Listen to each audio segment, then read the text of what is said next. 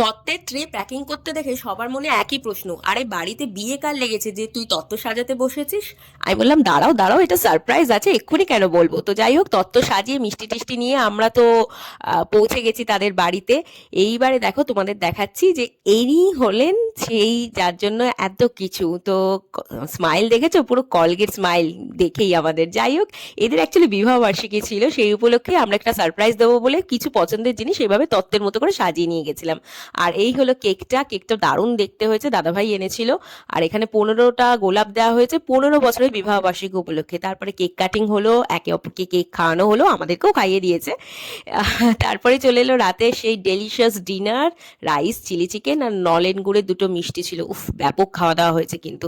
খাওয়া শেষে চললো জমজমাটি আড্ডা, আর তারপরেই ঠান্ডার মধ্যে কাঁপতে কাঁপতে চলে এলাম আমরা যে যার বাড়ি।